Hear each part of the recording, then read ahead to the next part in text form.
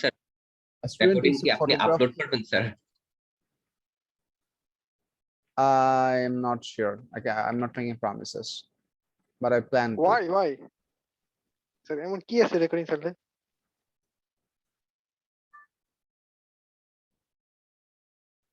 Muna, I really don't want to discuss that. Okay sir. No, it's all right. It's totally all right.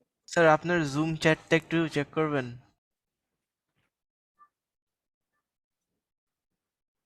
Yeah, it's perfectly all right. G sir. Sir, what's so funny, sir? The question says, a student takes a photograph of a steel ball of radius 5.0 centimeter as it falls from rest. The image of the ball is blurred as illustrated in figure 2.1. The image is blurred because the ball is moving while the photograph is being taken. এই কথাটা আমাদের একটু ভালো করে বোঝা লাগবে।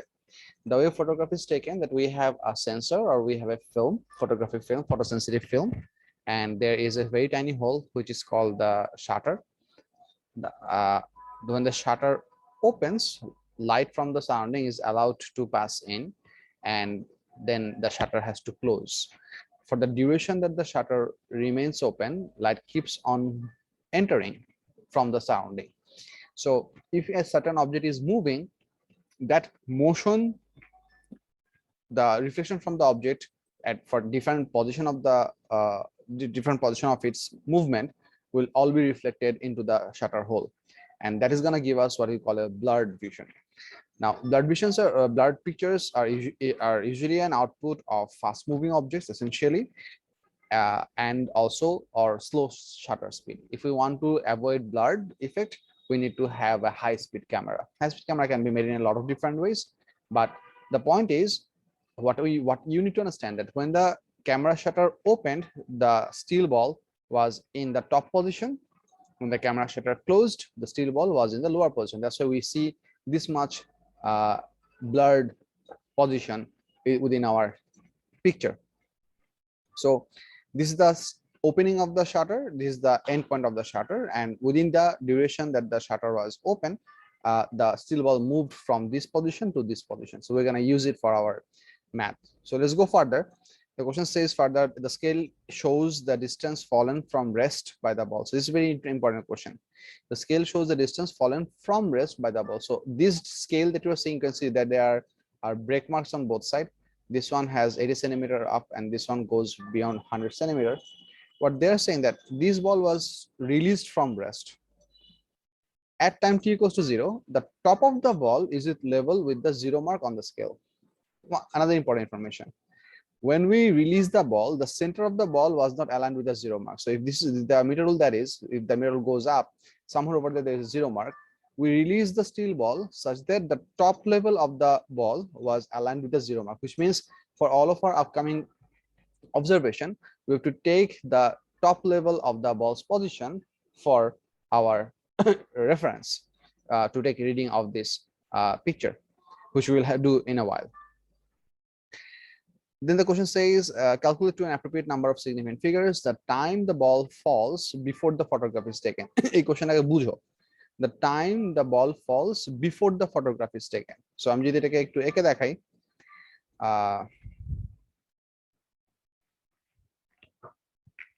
let's say this is your ruler.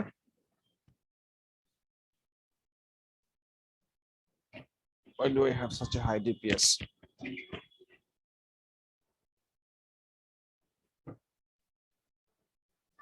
What is this?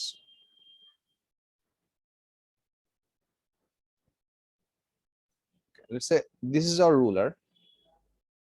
Within this ruler, let's say this is our 0 mark. So I'm going to write 0 over here. So let's say this is our 0 mark. At t equals to 0, the steel ball was dropped while its top edge was perfectly aligned with this 0 mark. Let's say this is the steel ball, not a perfect circle. What is happening? Why am I not able to draw a good circle here? Sir, you can just use the circle in the shapes. Anyway. Oh, yes. Thank you. I forgot about that.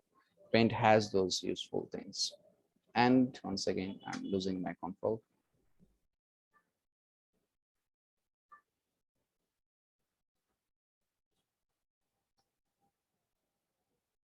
So let's say the ball was starting to fall from here. So that's the primary condition. So we release the ball from here, and at some point the ball was starting to take picture. So the first question says that calculate the time before from the point of the release before the picture is taken, which means the time it takes for the ball to move from the starting position all the way to the starting of the blurred image. Sir এটা ফল করছে sir, তাহলে মানে like আপনি নিচে blood পার্টটা দেখেছেন? ও না sir sir So the first question is about how much time it takes to fall by this much distance. এই কোশ্চেনটা বুঝা গেছে কিনা? কোশ্চেনটা বুঝলে ম্যাথটা করা খুবই সিম্পল। জি স্যার 80 মিটার না 80 সেন্টিমিটার না? হ্যাঁ হ্যাঁ, এই যতটুকু আমি হাইট লেভেল করছি এতটুকু হাইট ফল করার জন্য বলটা কতটুকু টাইম লাগছে। So this part is pretty simple. Our initial velocity over here u equals to 0. আমাদের এখানে অ্যাক্সিলারেশন ভ্যালু হচ্ছে -g, আর এদিকে ফল করতেছে হচ্ছে তার মানে স্যার আপনি হচ্ছে যে পার্টটা দেখায়নি, মানে ব্রোকেন স্কেলের পার্টটা, ওই পার্টটা আপনি বেসিক্যালি ড্র করেছেন, আর নিচে হচ্ছে ছোট দেখাইছে না স্যার? হ্যাঁ, তোমাদের ইয়ার পিকচারে কি বলে কোশ্চেনের পিকচারে মনে করো এইটুকু ভিউ দেখানো আছে, যে এইটুকু দেখানো আছে। Yes sir.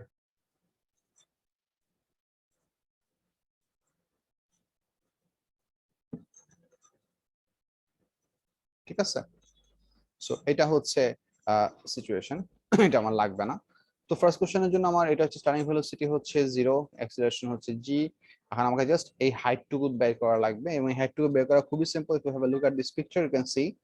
আচ্ছা, এখান থেকে হাইট মানে the position of the height এটা প্রপারলি মেজার করার ভালো বুদ্ধি হচ্ছে to use a set square, because there is some significant distance between the top of the sphere and the metre rule. So our recommended বুদ্ধি হচ্ছে যে আমি একে দেখাই। Hopes,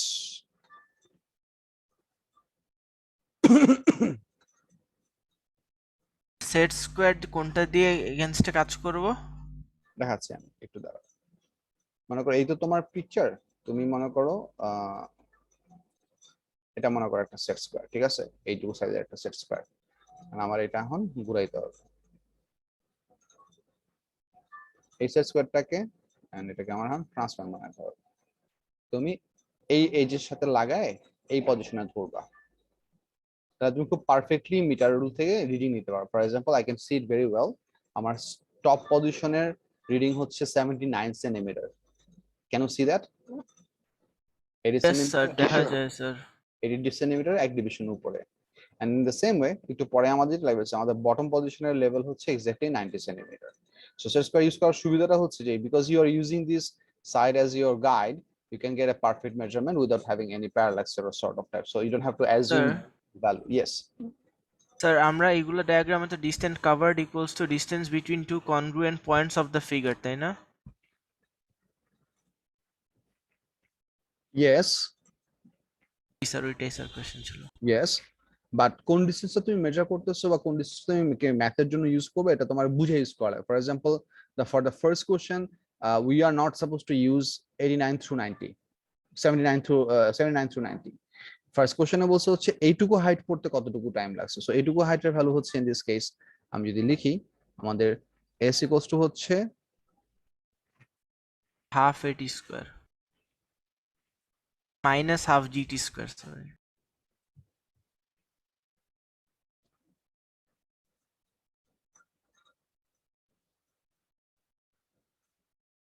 why is this working this way? Sir Did I আমরা do মানে কি করছি স্যার wrong? বুঝতেছি না sir. Like u equals to 0 এটা তো কোথায় পেলাম স্যার? তো রিডিউসড কতটুকু falls from rest, sorry sir. Sorry, কিছু আমি বুঝি নাই, আরবার বলো। না স্যার, ইউ ইকুয়ালস টু 0 এই পার্টটা দেখি নাই স্যার, সরি স্যার। আর স্যার আমরা ডাটা তো মানে স্যার কি বলি স্যার, লেন্থ তো নিচ্ছে হচ্ছে মানে minus sir 90 minus 79. Yes sir. No, we are not doing that. For the first question we are not doing that. First question আমাদেরকে বলছে স্টার্টিং পয়েন্ট থেকে পিকচার শুরু হওয়ার আগ পর্যন্ত পড়তে কতটুকু সময় লাগছে? So how much did it take to reach to this position starting from its very first u equals to 0 position, which is somewhere pretty high above? এইটুকু পড়তে কতটুকু টাইম লাগছে, এটা হচ্ছে ফার্স্ট কোশ্চেনের কি কন্টেন্ট। তারপরে কি আমাদেরকে আবার কনভার্ট করতে হবে মিটারে স্যার? ইয়েস, তুমি যদি জি এর ভ্যালু যদি 9.81 মিটার পার সেকেন্ড স্কয়ার বসাও, তাহলে অবভিয়াসলি ডিসটেন্সটা মিটারে বসাইতে হবে, না ক্যালকুলেশনের আনসার মিলবে না। আচ্ছা, টুতে বলছে the time interval during which the photograph is sir sir sir বলো। এখানে যে আপনি ডিসটেন্সটা বের করবেন KS is equal to minus half GT square করে না? ইয়েস, তো ডিসটেন্সটা তো তোমার নেগেটিভ আসবে নাকি নাকি ডিসটেন্স কি নেগেটিভ হতে হবে? বুঝলাম না, একটু করে দেখালে ভালো হতো। তুমি যদি ভেক্টর নোটেশন জাজ করো, কনসিডারিং দ্যাট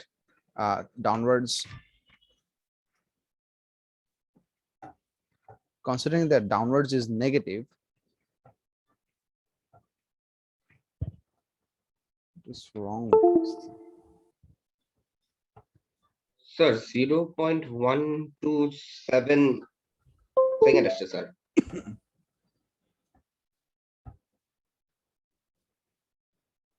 আমার মাইক্রোসফট হোয়াইট বোর্ড কিছুটা ঝামেলা করতেছে।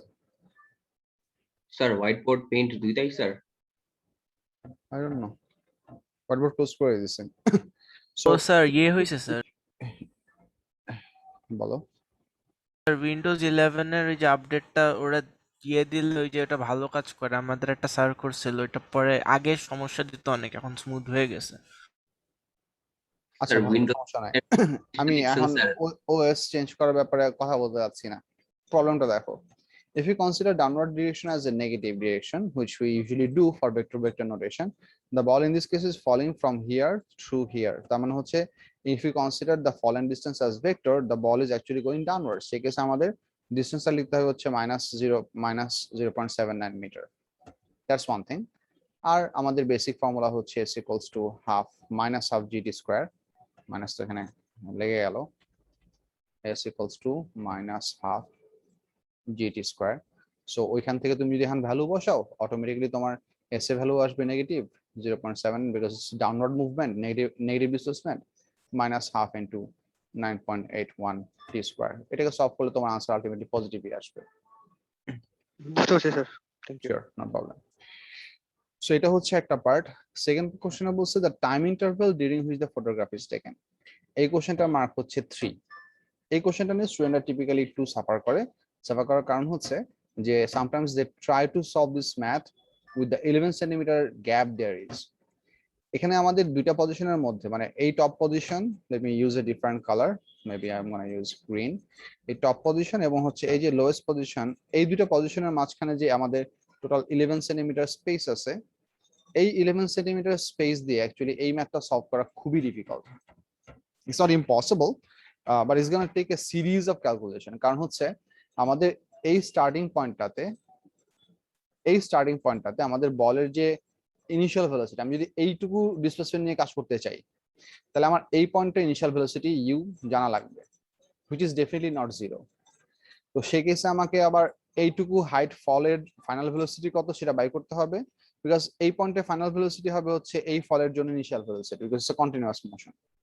সো এই ঝামেলাটা করতে হবে, বাট এটা অ্যাকচুয়ালি নেসেসারি না, because there is a very easy way to get around this. Easy ওয়েটা হচ্ছে, কোশ্চেন আমাদেরকে বলছে যে for how long the picture was taken, তার মানে এই পজিশন থেকে এই পজিশন পর্যন্ত পড়তে কতটুকু টাইম লাগছে।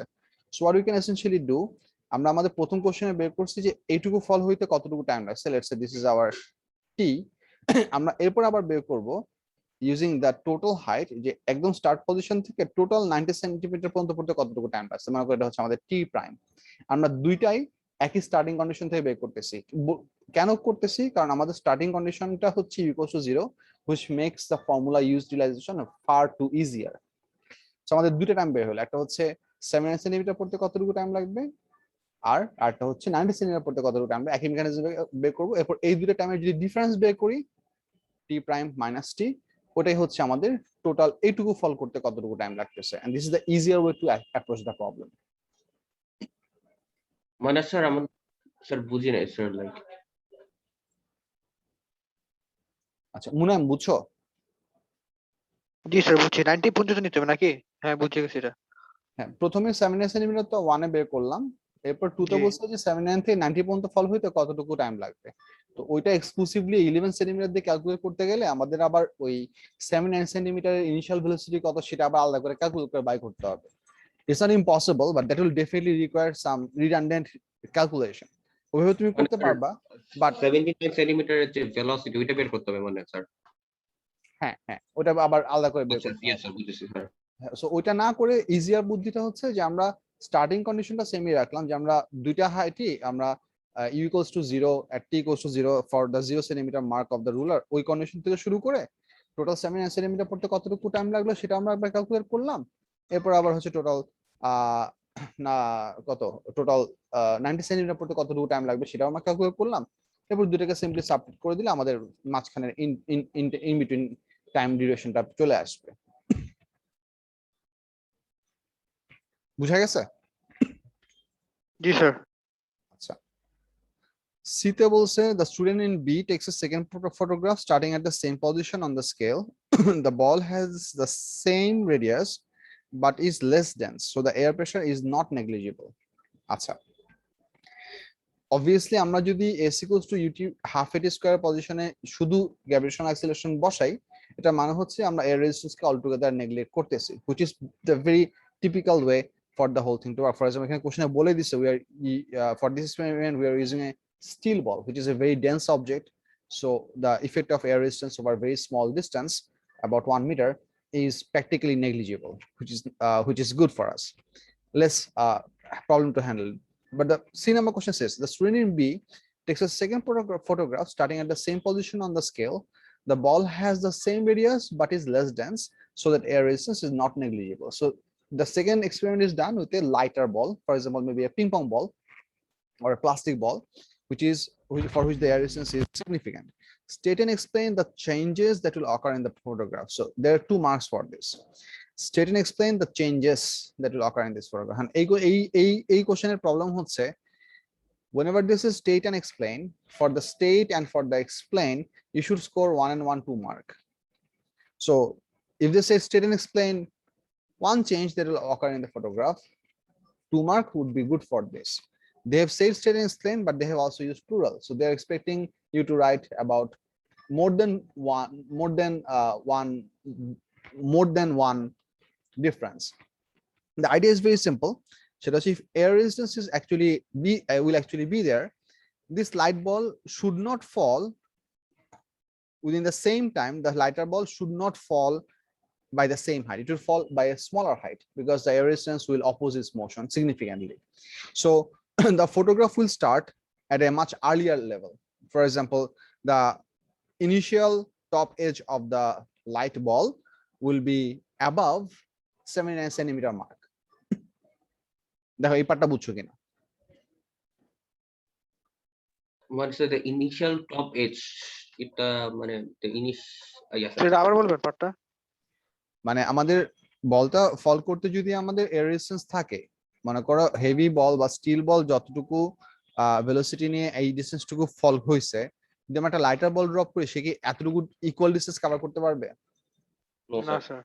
ইকুয়াল ডিসটেন্স কভার করতে পারবে না। After the same time that I mean equal distance cover করতে পারবে না এবং তার স্পিডও থাকবে কম, which means মনে করো আমাদের still ball, let's say I'm gonna draw this in this figure using green maybe.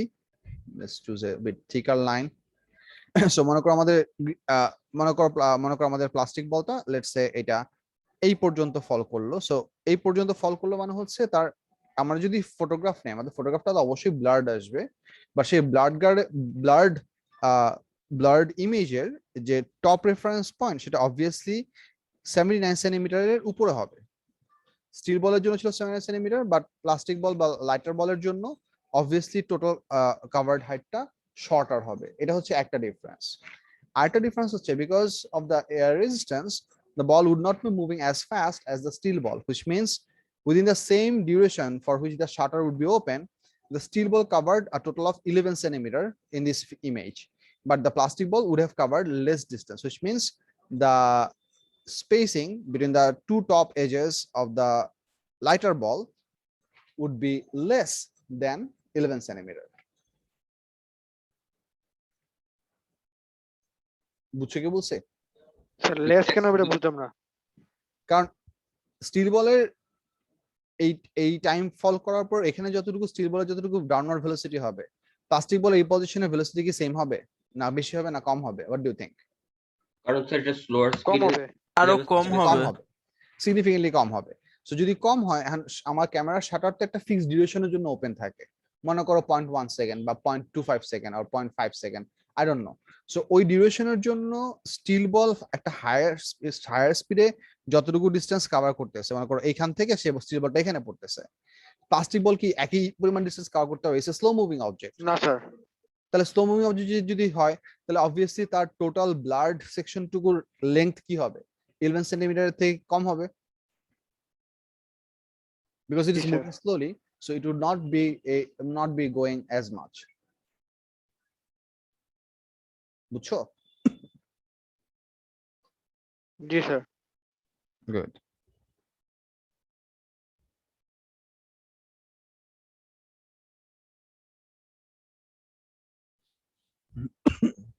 Sir একটা কোয়েশ্চেন ছিল স্যার। হ্যাঁ বলো। স্যার আমাদের যদি কিনেম্যাটিক্স একটা কোয়েশ্চেন দেয়, for example an object is lighter like projectile motion or in other places an object is lighter, so ওইটার terminal velocity like will it travel at a slower speed or faster speed, but marks অনেক বেশি দিল 3 to 4 marks, তখন কিভাবে answer করবো sir? বলতেছি।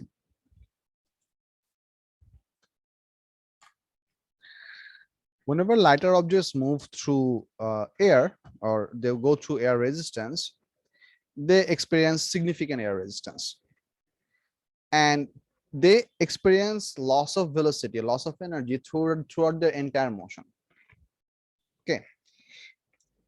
Now, one of the one of the characteristic of air resistance is that air resistance always works, because it's a resistive force, it always works against the velocity. Instantaneous velocity যে direction হবে, এর রেজিস্ট্যান্সের working direction হবে ঠিক উল্টা দিকে। এটা হচ্ছে একটা জিনিস। তার মানে যতক্ষণ পর্যন্ত বলটা আমাদের প্যারাবোলিক মোশন বা কার্ভ মোশন, প্যারাবোলিক তো হবে না, let's say curve motion, as long as the lighter ball will be moving in the curved motion, the direction of air resistance will be continuously changing. That's one thing. The second thing is that because it will be experiencing a resistance, as it slowly passes through the air, it will definitely start to lose components of velocity. For example, if you consider horizontal component, it will be always decreasing. Vertical component maximum height পর্যন্ত কমবে, আর maximum height থেকে আবার পড়ে যাওয়ার সময় at best terminal velocity হইতে পারে। বুঝছো কি বলছি? জি স্যার। সো এটা হচ্ছে একটা ব্যাপার। সো দুইটা কিন্তু হরিজন্টাল কম্পোনেন্ট কমতে কমতে কমতে কমতে জিরোই হয়ে যেতে পারে, কারণ হরিজন্টাল দিকে আমাদের কোনো পুশ নাই, because vertical direction because we have the gravitational push in the vertical orientation, so in the vertical orientation we can have a terminal velocity which makes sense. So it will basically experience a reduction of its horizontal velocity component throughout its journey, and it will definitely experience lowering of the vertical velocity component to its maximum height. Then as it falls down, it will once again gain some vertical velocity. So typically lighter object sorry, select typically lighter objects which are undergoing under air resistance, the TB usually have a trajectory that looks somewhat like this.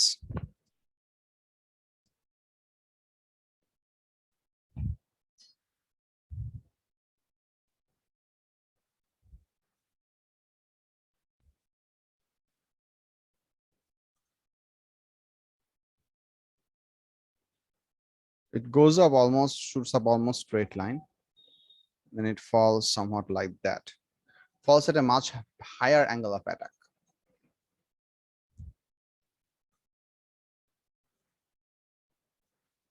So what I want you to see is that the horizontal component will be always decreasing. Maybe এখানে আমাদের starting মনে করো horizontal component ছিল এতটুকু বড়, ঠিক আছে, পড়ার সময় মনে করো horizontal velocity component হয়ে গেছে একবারে এইটুকু, ঠিক আছে, it will be always decreasing, whereas the vertical velocity component, if it was this much big, exactly at the highest position, it will be zero.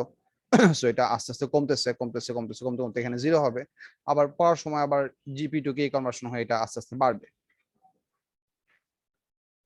বুঝছো? জি sir. This is what happens. And now if the if there is a significant amount of mark to this question, it is difficult for you to perceive. I mean, it is also difficult for me to perceive that exactly in what angle the examiner is looking for the answer. This question can be answered using the idea of energy. This question can be answered using the idea of vector related to force. This question can be answered using the idea of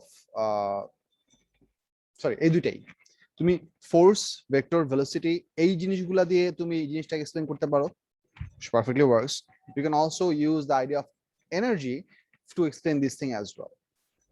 এখন examiner exactly কোন point of view থেকে explanation চাইতেছে এটা বুঝা একটু difficult, but if you ask me, I'm gonna go for the vector explanation, not the energy explanation.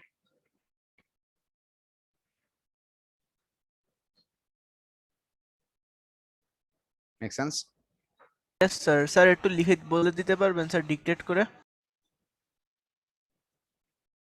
Marks sir কত? মানে sir 4 mark বলছে স্যার, যে দিতে পারে স্যার, ওটা তাই বলতেছি স্যার। 4 মার্ক লাইক Okay, কিভাবে লিখবো? কোশ্চেনটা আমাকে একবার বলো পুরোটা। Sir, how can air resistance affect the motion of of an object in a, like in a projectile? ওইটা লাইক পড়ে ভালো করে পড়ে আসতে বলছে, এটা থেকে কোয়েশ্চেন দিতে পারে। আচ্ছা বলতেছি, আমি এক্সাক্ট আনসারটা তোমাকে বলতেছি না because I am not sure that তোমার এক্সামিনার কি এক্সপেক্ট করতেছে, but I am gonna be as precise as possible. Air resistance, being a resistive force, will always work in the opposite direction of the instantaneous velocity of the projectile. So the horizontal component of velocity will always be decreasing. Ultimately, it can become zero as well. Whereas the vertical velocity of vertical component of velocity will slowly reduce to zero at maximum height, and then because of the gravitational acceleration, as it falls down towards the ground, it will once again increase. But initial vertical component will be definitely bigger compared to the final vertical component.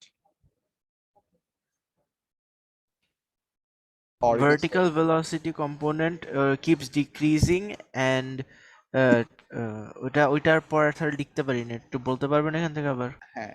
the vertical velocity component will decrease till the maximum height of the object,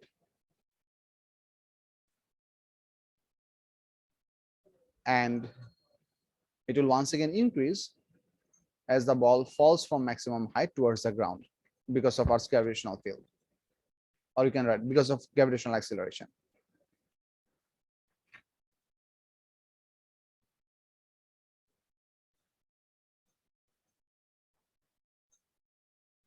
Full stop. লিখছো? লিখে নাও। Sir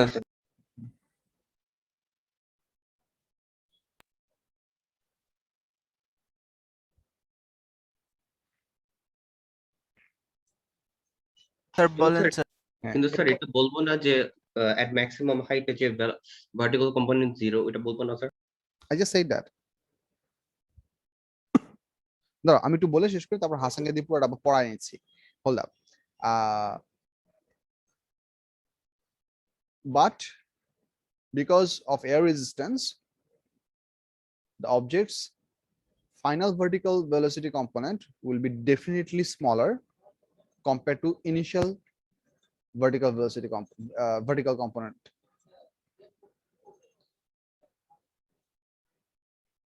The object's final velocity vertical component will be definitely smaller compared to initial velocity vertical component due to loss from air resistance. Or you could write due to loss from air resistance in the beginning of video. Definitely be smaller than the initial vertical component. Initial velocity vertical component. Initial velocity vertical component. Chatta word, ekta phrase. It means one thing. Initial velocity vertical component.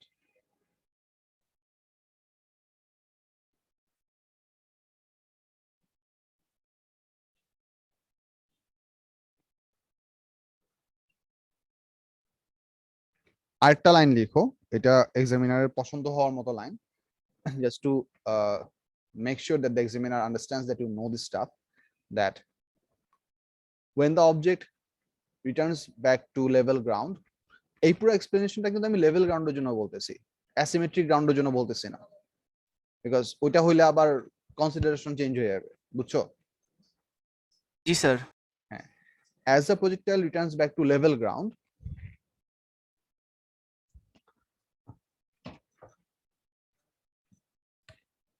it's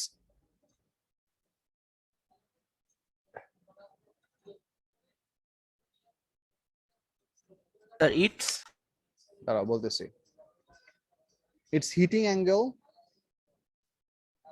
will be significantly bigger compared to the angle of projection at the beginning.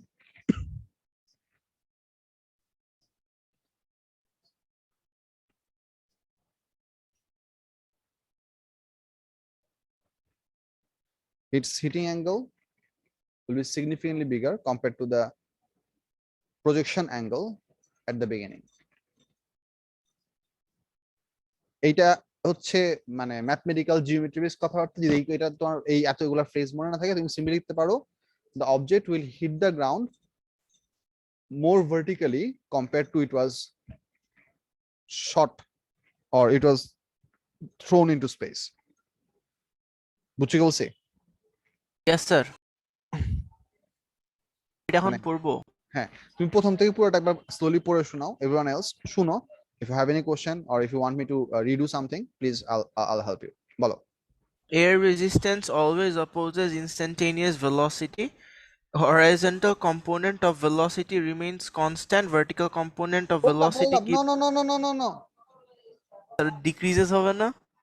horizontal velocity component decreases and may become zero.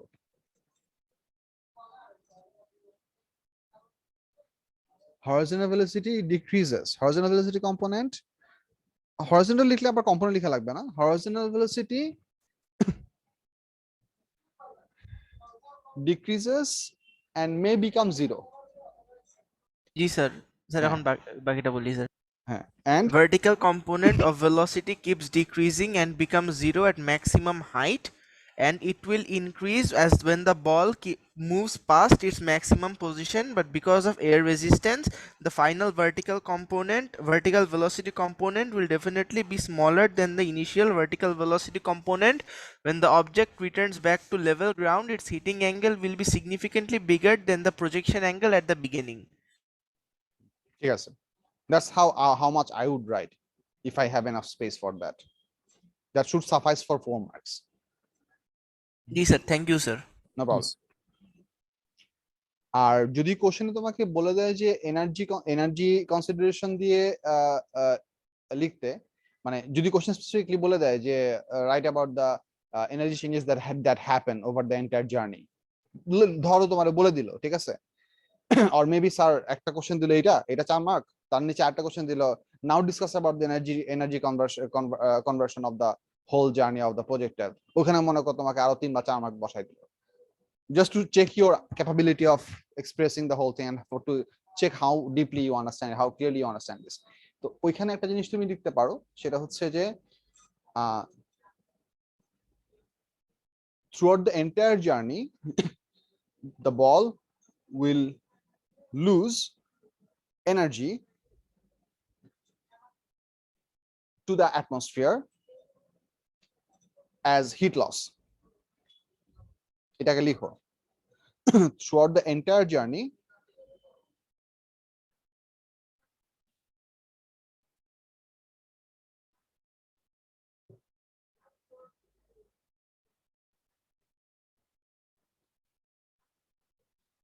the object, আমি একবার বল বলতেছি একবার object বলতেছি, just try to keep the noun same as your question, ঠিক আছে হাসান? জি sir, ওটা ওটা ওটা ওটা ওটা পারবো স্যার, ওটা সমস্যা নেই sir.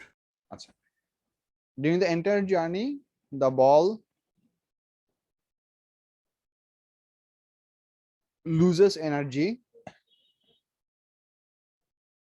into the atmosphere as heat loss, full stop. এরপর আমি তোমাকে ইকুয়েশন টাইপের একটা সেন্টেন্স লেখাবো, সেটা হচ্ছে ফুল স্টপ লিখো while rising কমা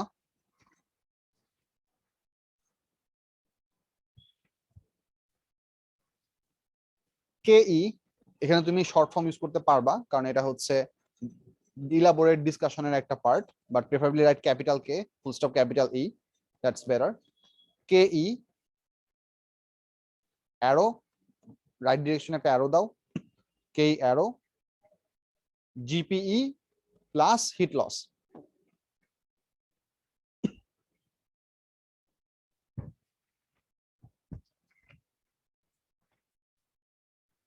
লিখছি। ফুল স্টপ, তারপরে লিখো while falling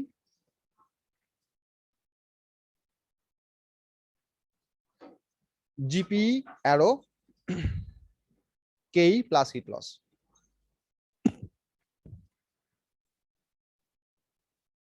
এখানে সবচেয়ে কমন যে ভুলটা স্টুডেন্টরা করে, প্লাস চিহ্নগুলোকেও স্টুডেন্টরা মাঝে মাঝে অ্যারো চিহ্ন দিয়ে দেয়, এটা দিলে মার্কস কেটে দিবে।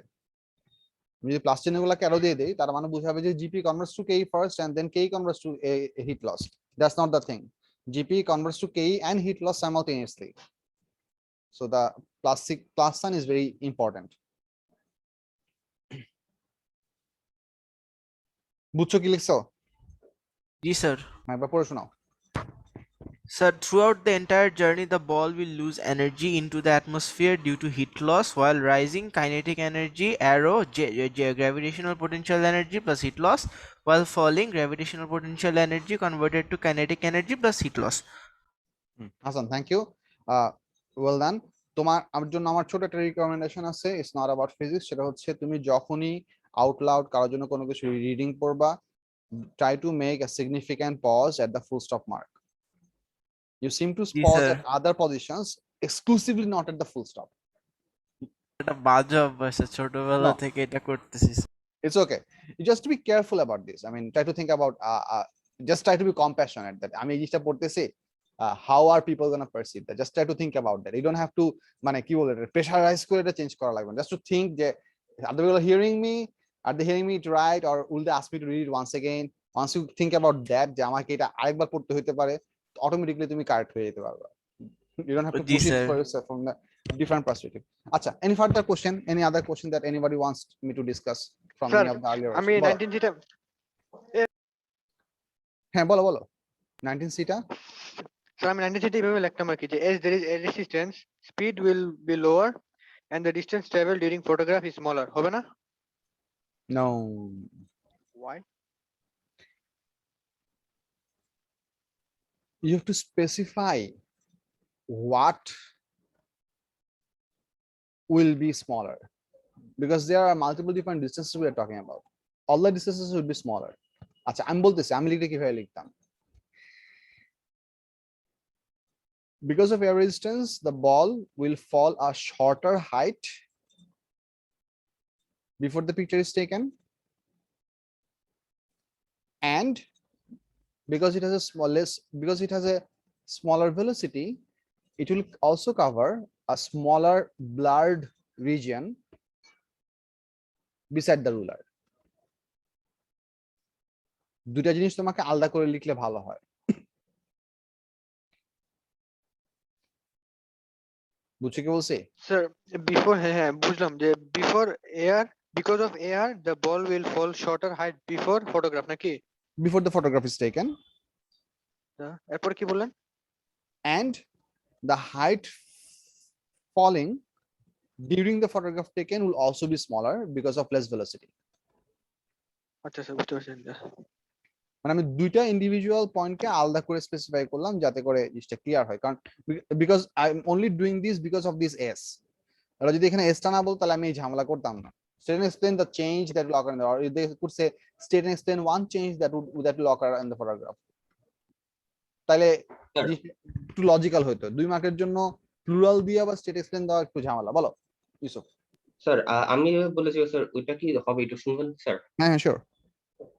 The initial top blurred side of the ball will be at a higher point of the, sorry, এটা ruler হবে, তারপরে full stop, the spacing between the blurred ball and the unblurred ball will be less. Okay, both of the parts that you have written are the state part, that what change will be there on the photograph. If you read your answer, do you see any reasoning for why you are saying that? Sir, because there less dense এর question বলা ছিল, বুঝি নাই। question না বলা ছিল sir less dense. কোশ্চেনে তো লেস ডেন্স বলে দিচ্ছে, but how does that less dense attribute towards your decision? Smaller velocity, sir. Exactly, so ওই টার্মটা আসতে হবে, ওই পার্টটুকু তোমার কোশ্চেনের আনসারে কোথাও না কোথাও আসতে হবে। স্যার এটা কি স্যার মানে লাস্টে একটা বলে দেবো যে sir because it is less dense, মানে full stop দিয়ে because it is less dense it has less velocity.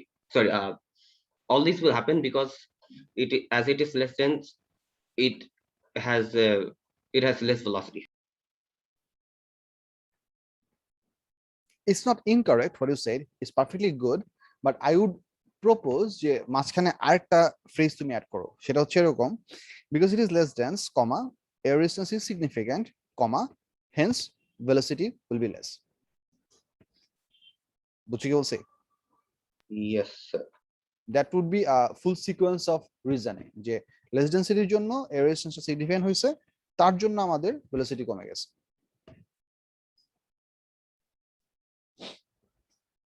তারপর বলো। স্যার ও লেভেল থেকে একটা কোশ্চেন আছে স্যার। দেখাবেন। ও লেভেল থেকে আচ্ছা মিথিলা বলো, কোনটা বলছো? স্যার 20B এই যে এটা। এটা? আচ্ছা জি হ্যাঁ, sir. I'll do this for you, no problem. এখানে বলছো হচ্ছে the path of the ball in A, এতে আমরা horizontal একটা বলকে শুট করছি। The path of ball in A with an initial horizontal speed of 8.2 meter per second is shown again in figure 2.2. On figure 2.2, sketch the new path of the ball having an initial horizontal speed greater than 8.2 meter per second with negligible air resistance. Label this path G.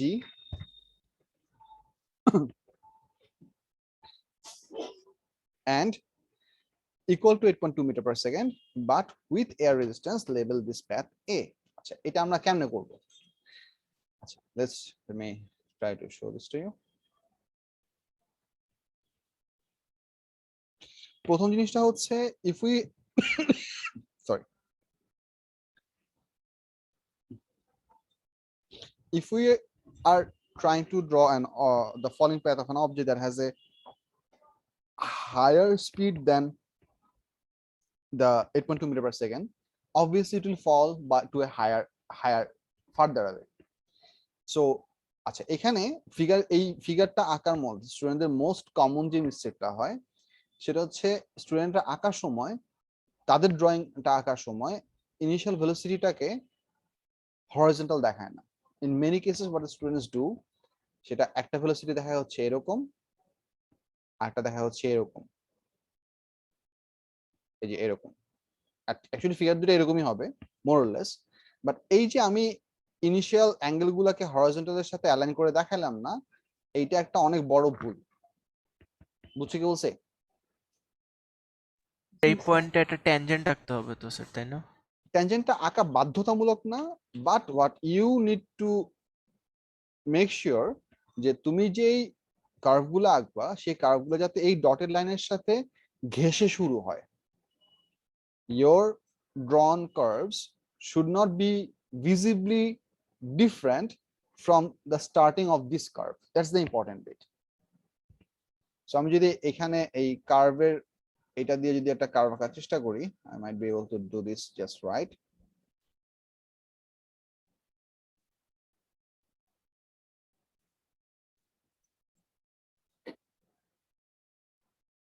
Sir free হ্যান্ডে curve আঁকলে মনে হয় better হবে sir. Nope. Not going there. So এটা হচ্ছে G, বুঝছো মিথিলা? জি sir. এটা হচ্ছে হায়ার স্পিডের জন্য, আর পরেরটা বলছে হচ্ছে we're gonna throw it at the same initial speed but it will experience air resistance. Simple thing, same horizontal initial tangent but it will fall closer. So ওইটা হবে, we'll say I'm gonna draw it by green maybe.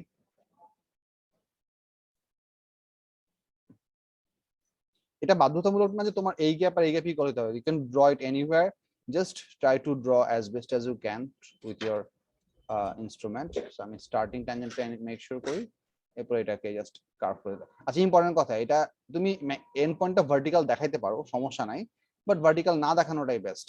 For example, I am trying my best to make sure that the initial tangent looks similar, somewhat of this sort. আমি যদি এটা তোমার zoom করে দেখাই তাহলে তুমি হয়তো এই পার্টটা ভালো বুঝবা। বলো। স্যার জি এর ওখানে কি স্যার এটা প্যারালাল হতে হবে স্যার লাস্টের দিকে sir? No, no, no, no, no, no. These three graphs doesn't have to have any similarity within their shape. They don't have to, because this is a hand-drawn graph.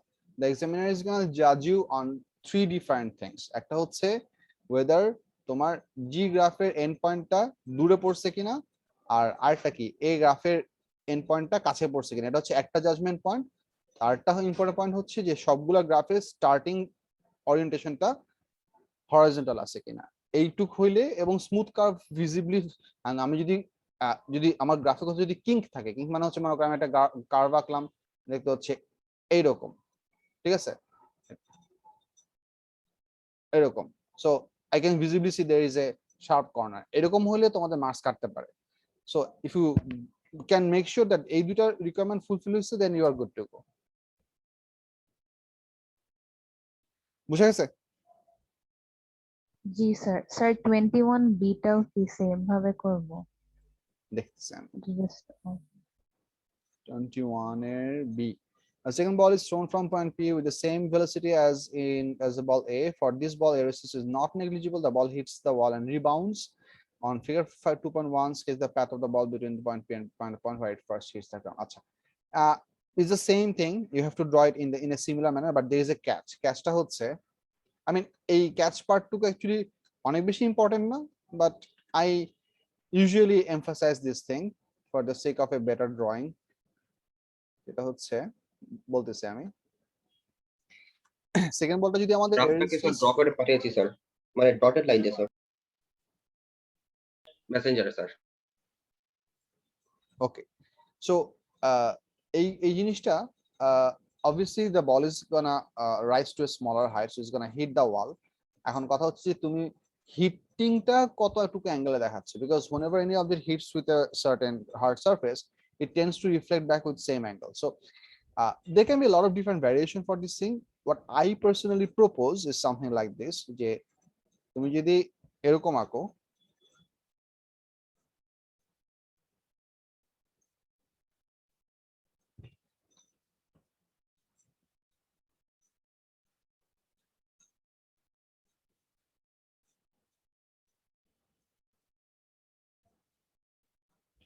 আচ্ছা এখানে দেখো visibly আমার হিটিংটা কি হয় না, 90 ডিগ্রিতে হয় না, হয়েছে? না স্যার।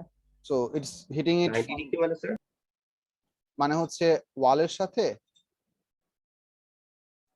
একদম পারফেক্টলি এরকম হয় নাই, it's coming from the bottom at some angle. Sir বুঝি নাই sir, like where is 90 degree over here? মানে এখানে 90 ডিগ্রি হয় নাই, মানে স্যার মানে মানে একদম পুরো হরিজন্টাল হয়ে যায়নি স্যার? এক্স্যাক্টলি। Okay sir. হ্যাঁ, হিট করার সময় হরাইজন্টাল হয় না। সো আই উড রেকমেন্ড যে এখানে তুমি যতটুকু অ্যাঙ্গেল আঁকছো, যদি একটা অ্যাঙ্গেল হয় তোমার ড্রয়িং এ, নো প্রবলেম, তো সেই কেসে তুমি এটাকে একটু রিবাউন্ডটা ওইভাবে দেখায়, তারপর তুমি এটাকে গ্রাউন্ডে ফল, আমাদের কি গ্রাউন্ডে ফল কখন থাকতে বলছে, কত পর্যন্ত থাকতে বলছে? আচ্ছা হ্যাঁ, গ্রাউন্ডে ফল করা বন্ধ রাখতে হবে। So if it's sitting at some angle, you should maintain the same angle of rebound. আর এটা হচ্ছে একটা জিনিস। আর তুমি যদি এই ঝামেলা করতে না চাও, for example one other thing that you can always do, আচ্ছা এটা মনে হয় কন্ট্রোল জেড দিয়ে করলে যাবে কি যাবে, সেটা হচ্ছে you can make sure that the ball hits the wall at a perfect 90 degree, maybe something like this.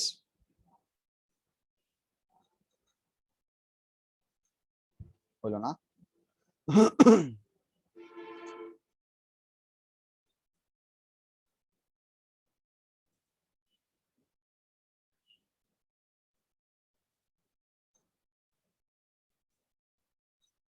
and then You can also draw it directly rebounding off and falling onto the ground. এটাও তুমি আঁকতে পারো। So এই heating অ্যাঙ্গেলটা খুব বেশি important না, examiner basically যে জিনিসটা দেখবে সেটা হচ্ছে তোমার এই ড্রপটা আলটিমেটলি ইনসাইড হয়েছে কিনা এবং এই হাইটটা এই পয়েন্টের থেকে ছোট হয়েছে কিনা। এক্সামিনার তোমার বেসিক্যালি এই দুইটা পয়েন্টে জাজমেন্ট দেবে এন্ড অবভিয়াসলি তোমার কার্ভের কোয়ালিটির উপর বেস করে তোমাকে কিছু মার্ক কম বেশি দিতে পারে। বুঝছি বলছি? স্যার জি স্যার। বিউটিফুল। হ্যাঁ তাকি বলো। স্যার আমি যে যখন আঁকেছিলাম স্যার আমি হইলো যেখানে হিট করেছে ওখানে আমি ভার্টিক্যাল কম্পোনেন্টটা অল্প একটু ডাউনওয়ার্ডস ছিল স্যার, এটা কি সমস্যা হবে স্যার? তুমি যদি অল্প একটু যদি ডাউনওয়ার্ডস হতেই পারে, তুমি যদি অল্প একটু ডাউনওয়ার্ডস আঁকো, ফর এক্সাম্পল আমি রেড দিয়ে এঁকে দেখাই, তুমি যদি অল্প একটু ডাউনওয়ার্ডস দেখাও ফর এক্সাম্পল। স্যার রিবাউন্ড পার্টটা কি মানে স্যার হরিজন্টাল হয়ে আবার স্যার মানে হরিজন্টাল না হয়ে হিট করেছে, তারপরে হরিজন্টাল হয়ে আবার স্যার ওয়ালে মানে স্যার গ্রাউন্ডে ফেরত এসেছে না স্যার? হরিজন্টাল হবে সেটা বলে না, বলছে এয়ার রেজিস্ট্যান্স আছে, আমি আঁকতে পারতেছি না ঠিক মতো। So because I am missing the starting angle over here, মনে করো এরকম, তো সেই ক্ষেত্রে আমি অলমোস্ট ইকুয়াল অ্যাঙ্গেলে ফল দেখাইতে পারি, অলমোস্ট ইকুয়াল অ্যাঙ্গেলে রিবাউন্ড দেখাইতে Yes. পারি। বাট অবভিয়াসলি এটা তো লজিক্যালি পসিবল না যে একটা বল যদি সার্টেন একটা সারফেসে এই অ্যাঙ্গেলে পড়ে আবার উল্টা দিকে একই অ্যাঙ্গেলে রিবাউন্ড করবে, এটা তো পসিবল না। বুঝছো? Yes sir. এই আর কি। স্যার 20 এটা পারতেছি না, আমি অনেক ট্রাই দিছি। I'll help.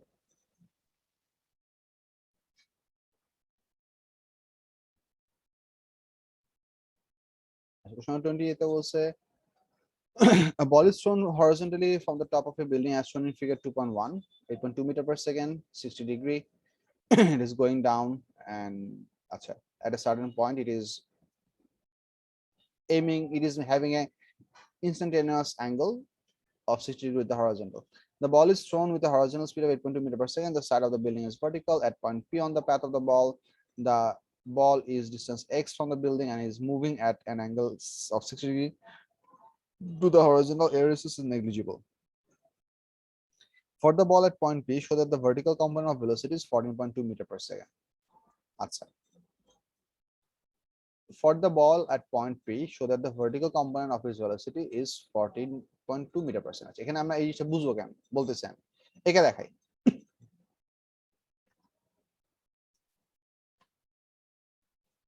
সেটা অ্যাঙ্কেলের সাথে যে কি এটা বুঝলাম না, এটা একটু বুঝে দিন তো। হ্যাঁ এটাই দেখাচ্ছি তোমাকে, জাস্ট আ সেকেন্ড। মনে করো এটা হচ্ছে আমাদের গিভেন ফিগার, ঠিক আছে? আমাদের কোশ্চেনে বলে দিচ্ছে এর রেজিস্ট্যান্স নেগলিজিবল, তার মানে কি থ্রু আউট দ্য মোশন আমাদের হরিজন্টাল কম্পোনেন্ট সেম থাকবে, ঠিক না? জি স্যার। তার মানে আমার এই পয়েন্টে যদি স্টার্টিং এ আমার হরিজন্টাল ভেলোসিটি 8.2 থাকে, তাহলে অবভিয়াসলি এই পয়েন্টে আমাদের হরিজন্টাল ভেলোসিটি কত হবে? 8.2 হবে না? জি স্যার।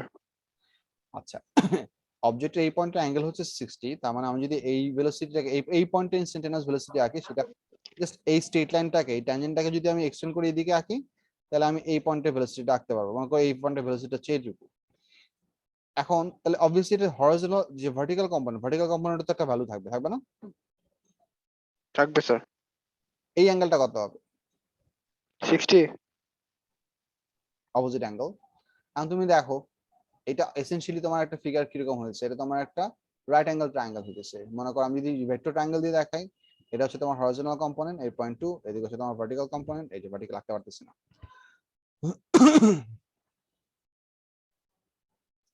এটা হচ্ছে তোমার ভার্টিক্যাল কম্পোনেন্ট, ঠিক আছে?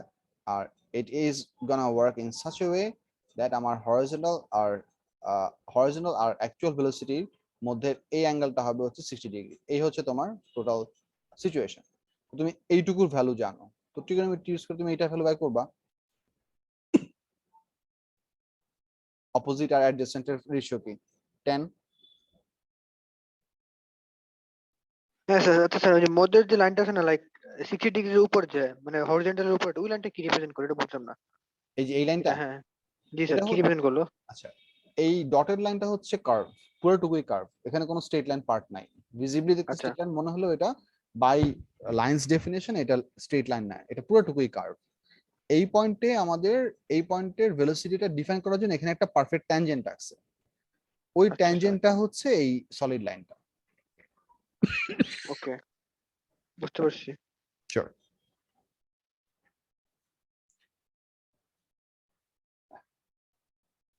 আচ্ছা 2 পারছো? স্যার এই পারি না, পর টুতে দেখি নাই।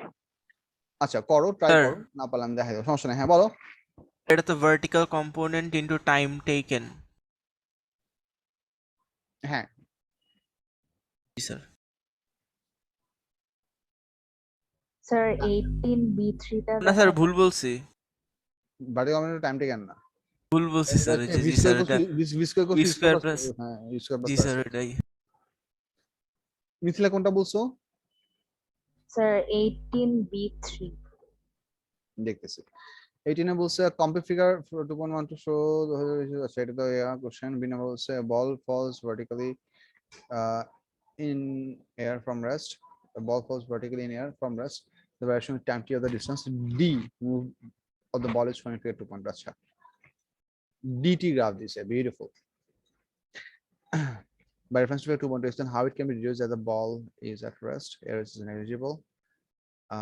Use to 2 point to determine the speed of the ball at time 4 point distance after it has been released. On to the after the variation of time t of the distance to move the ball not restricted to ball.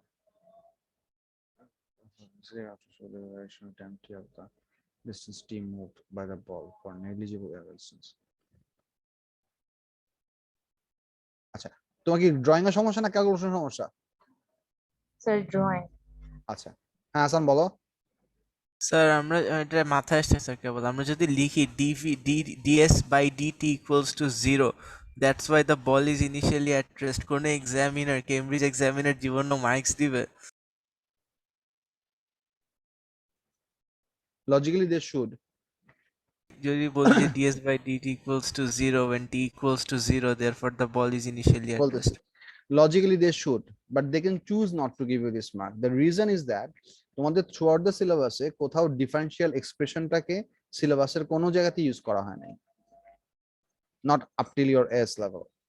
এটুতে গিয়ে আমরা এই field till বোঝানোর সময়, electric field, gravitational field বোঝানোর সময়, potential calculation করার সময় ডিফারেন্সিয়ালের ইন্টিগ্রেশনের কিছু টাচ দেখাই, but up till your level কোথাও বলা হয় না। আমরা জিনিসটা বলি সেটা হচ্ছে গ্রেডিয়েন্ট, এই ওয়ার্ডটা ইউজ করি, বেসিক্যালি এটা ইউজ করি। এখন if you write that because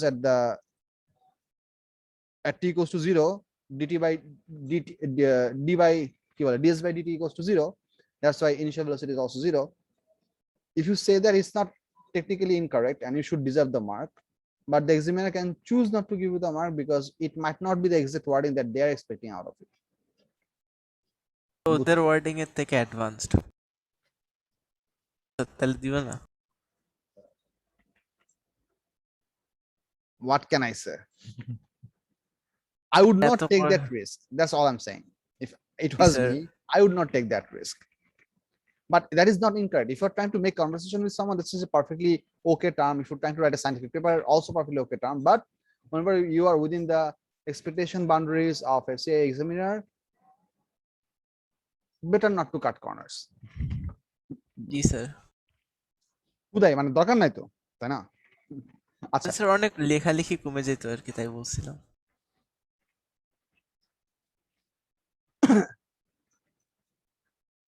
আচ্ছা এখানে ড্রয়িং এ বলছে হচ্ছে এখানে আমাদের যে গ্রাফটা দেওয়া আছে এইটা হচ্ছে একটা এয়ার রেজিস্ট্যান্স এক্সপেরিয়েন্স করতেছে এরকম একটা অবজেক্টের গ্রাফ। আমাদেরকে বলছে যে এয়ার রেজিস্ট্যান্স এক্সপেরিয়েন্স না করলে একটা অবজেক্টের স্টার্টিং ফ্রম রেস্ট একটা অবজেক্টের গ্রাফ কিরকম হতে পারে দেখাচ্ছি আমি। আচ্ছা ফুল বড় করে দেখাইতে পারবো? পারবো, কোনো মতে এটা গেছে। আচ্ছা পারফেক্টলি এটা গেছে, সমস্যা নেই। প্রথম জিনিস হচ্ছে আমাদের সেকেন্ড গ্রাফেরও স্টার্টিং পয়েন্টটা অবশ্যই হরিজন্টালের সাথে ট্যানজেন্ট হতে হবে বিকজ ইনিশিয়াল ভেলোসিটি 0, এটা তো বুঝছো? জি স্যার। আচ্ছা সেকেন্ড পার্টটা হচ্ছে এখানে আমাদের ডিটি গ্রাফটা এন্ড পয়েন্টে গিয়ে visibly এটা straight line হয়ে গেছে। If you hold up a ruler over here, you'll find out as you can detect a very specific amount of straight line which basically represents the terminal velocity. But আমাদের যে অবজেক্টের কোনো ইয়া থাকবে না, কি থাকবে না,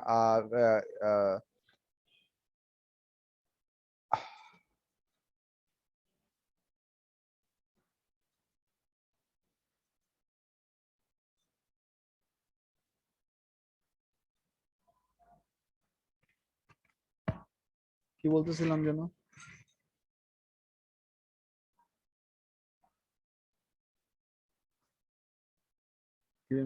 আচ্ছা, যে অবজেক্টের এয়ার রেসিস্টেন্স এক্সপেরিয়েন্স করবে না সেই অবজেক্টের টার্মিনাল ভেলোসিটি হবে না, তার মানে it will always have an ever increasing velocity. এখন প্রবলেমটা হচ্ছে তুমি তুমি যে গ্রাফটা আঁকবা সেই গ্রাফটা স্টার্ট হবে হরিজন্টাল ট্যানজেন্ট থেকে, এটা অবভিয়াসলি আমাদের গিভেন প্রিন্টেড লাইনের উপরে হবে এবং it should slowly have an increasing gradient. R increasing gradient আঁকার সময় কেয়ারফুল থাকতে হবে যে ভিজিবলি আমাদের এন্ড পয়েন্টে গিয়ে আমাদের গ্রাফটা যাতে ভিজিবলি ভার্টিক্যাল না হয়ে যায়। কারণ যদি কোনো মতে আমাদের যদি এরকম হয় যে আমি মনে করি একটা সার্টেন কার্ভ আঁকলাম, এঁকে দেখাই, আমি just show you what I mean. আমি প্রথমে কার্ভ গ্রাফটা আঁকতেছি যে কার্ভ গ্রাফটা দেখতে কিরকম হওয়া উচিত। আমি এখান থেকে এই পর্যন্ত আঁকবো।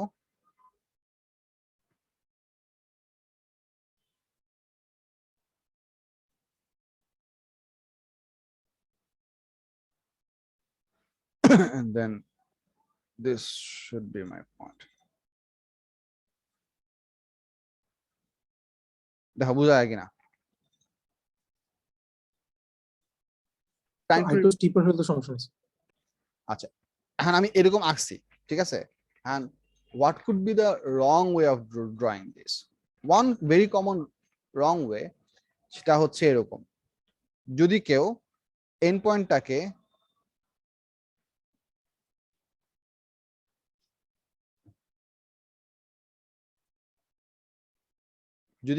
পয়েন্টটাকে ভিজিবলি ভার্টিক্যাল করে দেয় তাহলে ঝামেলা আছে, কারণ ভিজিবলি ভার্টিক্যাল হয়ে যাওয়া মানে হচ্ছে ভেলোসিটি ইনফাইনাইট। মনে করো আমি এই পর্যন্ত আঁকলাম, ঠিক আছে? আমি স্টার্টিং পয়েন্টটাকে ঠিকই হরিজন্টাল আঁকলাম, নো প্রবলেম।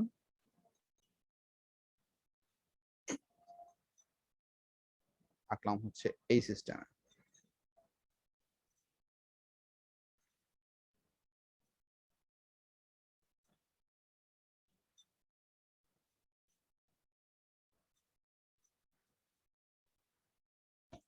দেখো, this green graph also has a pretty much horizontal tangent and it is also above this line, but you can see that the end point almost looks vertical. Do you see that?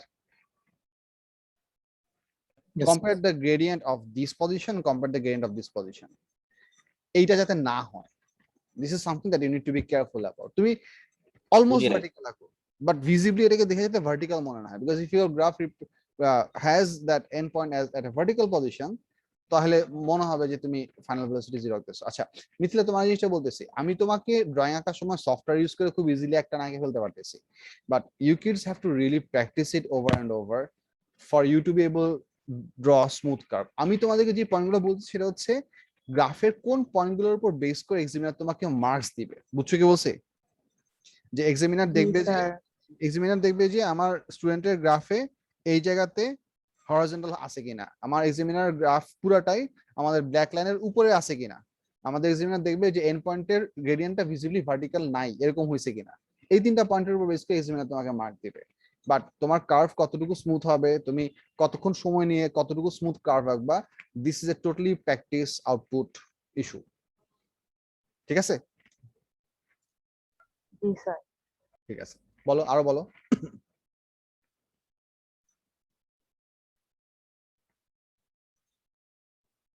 আচ্ছা sir, আমাদের exam script তো scan হবে, তাহলে তারা কিভাবে বুঝবে এটা sketch করছে না কার্ভ ড্র করছে স্যার? এটাই তো এক্সামিনারদের expertise. Why are they qualified as an examiner?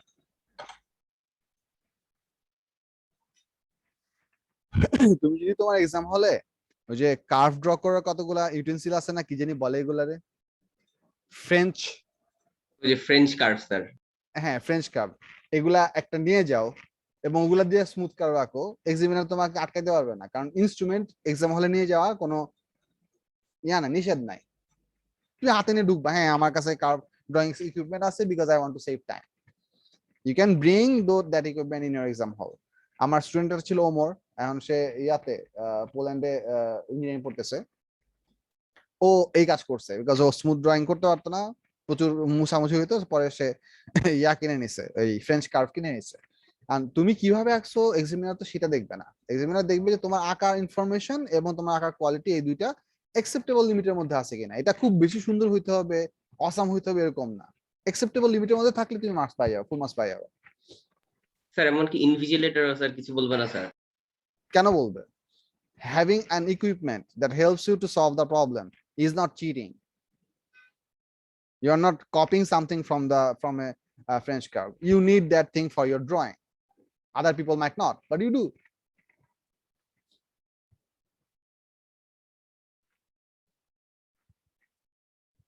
তুমি তো আর ফ্রেঞ্চ কার্ভের ইকুইপমেন্টের উপরে অঙ্ক আনসার লিখে নিয়ে যাবা না, যাবা? সেটা তো লজিক্যালি পসিবল সেটা না। না স্যার, হ্যাঁ পসিবল হতো না স্যার, বিকজ হ্যাঁ, ওইটাই বলতেছি। যারা ফ্রেঞ্চ কাপ চিনো না, ফ্রেঞ্চ কাপ হচ্ছে এই জিনিসটা। দেখাই, স্যার ও লেভেল স্যার দেখিয়েছিলেন। স্যার এটা কি রেকর্ডিং অন করার সময় এটা? আচ্ছা স্যার। এগুলো একটা বলা হচ্ছে French curve. These are usually used for marking out dresses. So ড্রেসের বিভিন্ন শেপ মার্ক করার জন্য এগুলো অনেক ইউজফুল। তোমাদের এত ভেজাল কিনতে হবে না, যে কোনো একটা কিনলে হয়। হ্যাঁ টেইলারদের কাছে থাকে। হ্যাঁ, টেইলারদের কাছে আরো ডিফারেন্ট শেপ থাকে। যারা অ্যাকচুয়ালি টেইলারিং এর কাজ করে, অ্যাকচুয়ালি টেইলারিং এর কাজ মানে হচ্ছে, for example let's say you are a designer, you are going to design a certain jacket, and you are going to give the measurement of cut for the hand, for the front end, for the rear part, for the belt buckles. So you have to have them cut in a specific shape. So you have to draw it. You have to draw a human body fitting cloth on a flat piece of paper. বুঝতেছো কি বলতেছি? মানুষ তো হচ্ছে কি মানে, it's not cylindrical, but you get my point. But ওইটা তো তোমাকে একটা flat piece of paper এর মধ্যে রাখতে হবে. So how do you convert that conversion? That's where these equipments come in very handy, to have curve measurement of length. Sir Bangla curve নেই? Not that I know of. This is just the name of an equipment. যেমন মনে করো vernier callipers, তোমরা vernier callipers কেন বলি? Because পিয়ারে vernier নামে একজন scientist first এটা আবিষ্কার করছে। এখন স্যার আমরা কি like can we actually do that, like chemistry ল্যাবে নিজের ভার্নিয়ার ক্যালিপার নিয়ে গেলাম, কি লাগে কেমিস্ট্রি ল্যাব এক্সামে নিজে একটা ভার্নিয়ার ক্যালিপার নিয়ে গেলাম? no don't ever think of doing that. No, that would be extremely unacceptable. I wouldn't say risky, it would be extremely unacceptable. Examiners are going to question your motive, that why did you bring a personal micrometer screw gauge, and do you plan to tamper their equipment with your equipment? That's a big issue. তুমি নিজে একটা equipment use করে চলে গেলা, কোনো problem হলো না, এটা একটা জিনিস। আর তুমি একটা সার্টেন ইকুইপমেন্ট ইউজ করছো, কইরা পরের স্টুডেন্টের ইউজ করার জন্য সেটা আনইউজেবল করে রেখে গেলা, that's a different issue. For example মনে করো এক গ্রুপ ইউজ করার সময় মাল্টিমিটার অ্যামিটার ফিউজ বার্ন করে চলে গেল, তাদের এক্সপেরিমেন্ট করা শেষ, কিন্তু পরের গ্রুপে এসে ফ্লিপ করার সময় যখন তারা অ্যামিটার ইউজ করে তখন অ্যামিটার কাজ করতেছে না। বুঝছো কি বলছি? তখন কি হয়? তখন তাদেরকে এক্সামিনারকে ইমিডিয়েটলি জানাইতে হয়। মানে ল্যাব এক্সপেরিমেন্ট নিয়ে আমি জিনিসটা একটা জিনিস বলি, তোমার হয়তো অনেকে ল্যাব শুরু করছো, ব্যাপার না, এই জিনিসটা খেয়াল করো। সেটা হচ্ছে তোমরা যখন ল্যাব করবা, স্কুলে করো, অন্য কোনো স্যারের কাছে করো, আমার কাছে করো, ইনশাল্লাহ আমি করাবো, irrespective, what is very important that you should learn by heart how to use an equipment and what are the most likely problems of an equipment that might hinder your experiment. বুঝছো কি বলছে? এইটা খুবই important. মনে করো হচ্ছে আমি তোমাকে একটা সার্টেন এক্সপেরিমেন্ট করতে দিছি, যেখানে তোমার একটা ইলেকট্রিক্যাল এক্সপেরিমেন্টে একটা লাইট জ্বলার কথা, ঠিক আছে? আর লাইট মানে হচ্ছে মনে করো তোমাকে একটা এলইডি দিয়ে গেছে, আর তুমি অনেকভাবে সার্কিট বানাচ্ছো কিন্তু এলইডি জ্বলতেছে না। At some point you have to make a call, you have to make a decision, you have to make a substantial standpoint যে না আমার সার্কিট বানানো ঠিক আছে, এলইডিতে সমস্যা আছে, আমি এটা এখন আমার স্যারকে গিয়ে বলবো। And then the teacher will definitely check by his own method whether your claim is true or not. And if it is, they're going to change you that equipment so that you can keep on doing experiment. Whether they're going to give you additional time for the mishappening or not, that's something that I cannot answer. They should, but in many cases they don't. But you should know whether your equipment is okay is not by your, that's part of your responsibility. এটা definitely এক্সামিনারদের মানে একটা কি requirement, examiner মানে ইনভিজিলেটরদের একটা কি requirement যে equipment set up করার সময় তারা সব স্টুডেন্টদেরকে এনশিওর করছে সব স্টুডেন্টরা প্রপার ইকুইপমেন্ট পাইছে, ঠিক আছে।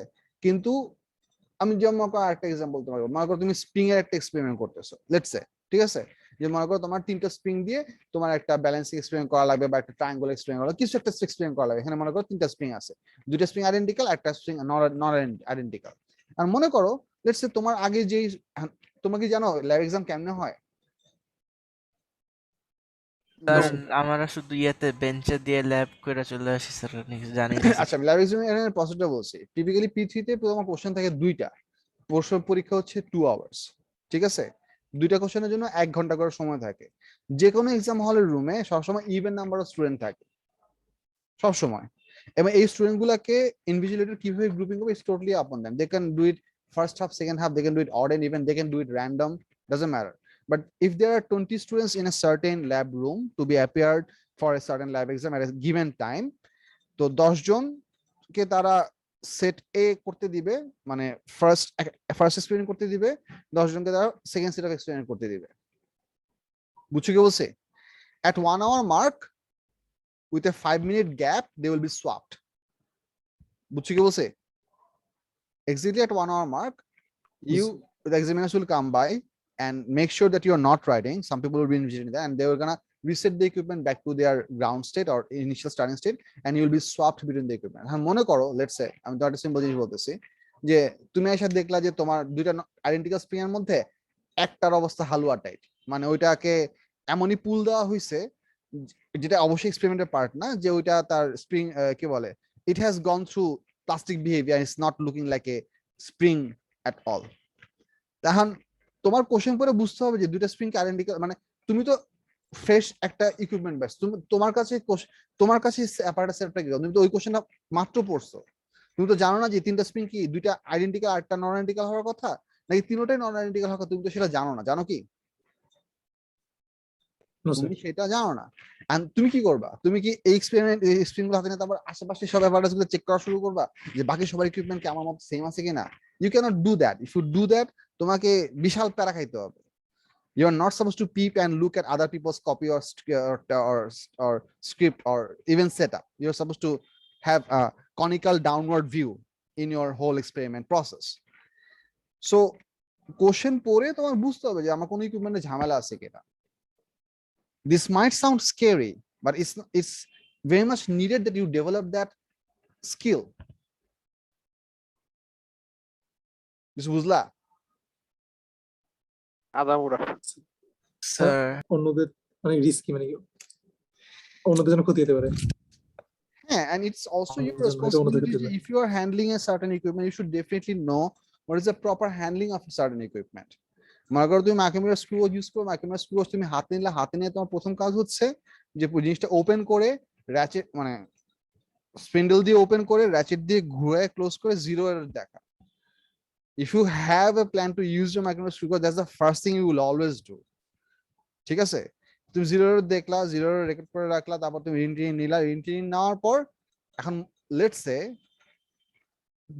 Typical way of leaving the micrometer screw হচ্ছে তুমি এটাকে র্যাচেট দিয়ে ক্লোজ করে যেতে পারো অথবা জাস্ট ওপেন রেখে চলে যেতে পারো। ওপেন রেখে যাওয়াটা হচ্ছে সবচেয়ে ভালো। This will not temper the micrometer screw আছে। এখন মনে করো কেউ যদি এটা করে যে আশা মনে করো সে মানে স্পিন্ডল ধরে পুরো মাইক্রোমিটার স্ক্রু একদম হাত দিয়ে মোস্টে টাইট করে রেখে চলে গেল, this will definitely compromise its accuracy. For the next student is gonna be a difficult thing. And examiner এই জিনিসটা চেক করে তোমাকে পেনালাইজ করবে যদি এক্সামিনার সিভিয়ারলি পেনালাইজ করে, যদি এক্সামিনার সেটা ধরতে পারে। এক্সামিনার যদি সেটা ধরতে না পারে তাহলে তোমার পরে যে এক্সামিনার সেই সেটআপে পরীক্ষা দিতে আসবে তাকে কিছু প্যারা খাইতে হবে। এখন there is always a bit of luck involved if you ask me. For example এই যে লাস্ট ক্লাসে যে কোশ্চেন নাম্বার 5টা দেখাইলাম, বুঝছো বলবান? জি স্যার। পুরো এক ক্লাস মিলে একটা কোশ্চেন সলভ করছি, কোশ্চেন নাম্বার 5 যেটা, ঠিক আছে। এটা যে ইয়ারে কোশ্চেনে আসছে তুমি কি ওই ইয়ারের স্টুডেন্টদেরকে লাকি বলবা না আনলাকি বলবা? আনলাকি, অনেক অনেক unlucky sir. It can go both way. Both way কিরকম, মনে করো ওই বছর যে সকল স্টুডেন্টরা ওয়েভের উপর ভালো প্রিপারেশন নিয়ে আসে নাই, তাদের জন্য ওই বছরের কোশ্চেন খুবই লাকি, কারণ এই কোশ্চেন কেউই পারবে না। Let's say 95 to 98% kids wouldn't be able to score more than 2 marks in this question. Don't get me wrong. That's my guess. মোটামুটি এক্সামিনার পেপার পড়ে দেখো, এরকমই কথা লেখা আছে। সো যারা ওয়েবস এর প্রিপারেশন খুব ভালো প্রিপারেশন নিয়ে আসে নাই বা ওয়েবস খুব একটা ভালো করে পড়ে নাই, তাদের জন্য এটা খুবই ব্লেসড একটা year, because they didn't have they were penalized by like everyone else. So ওইটা আলটিমেটলি তোমার ওই যে স্কেলিং এর প্রসেসে গিয়ে সবাই ইকুয়াল মার্ক পায় যেত। আর যারা অনেক কষ্ট করে ওই চ্যাপ্টার পড়ে আসছে and they really tried hard and soul to solve this problem and wasted 10-15 minutes on this problem, they are the loser, ঠিক কি না? Yes, sir. So এখন ওইভাবে চিন্তা করি বুঝলাম। নাই। বাট চিন্তা করতে হবে, দিস আসলে- ক্যান হ্যাপেন।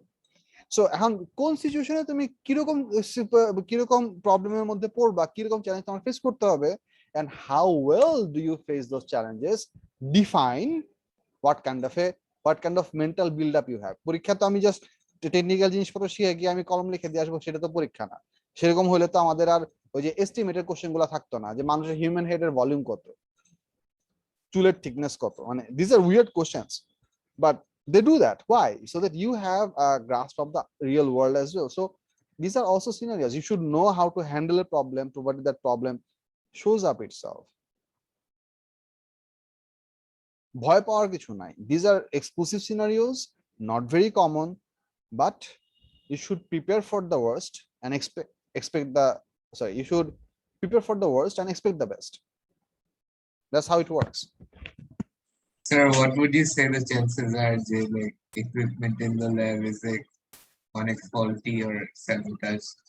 আরে আমি তো তোমার শুধু ফিজিক্স ল্যাবের কথা বললাম, তুমি যদি কেমিস্ট্রি ল্যাবের কথা চিন্তা করো, অবস্থা আরো খারাপ।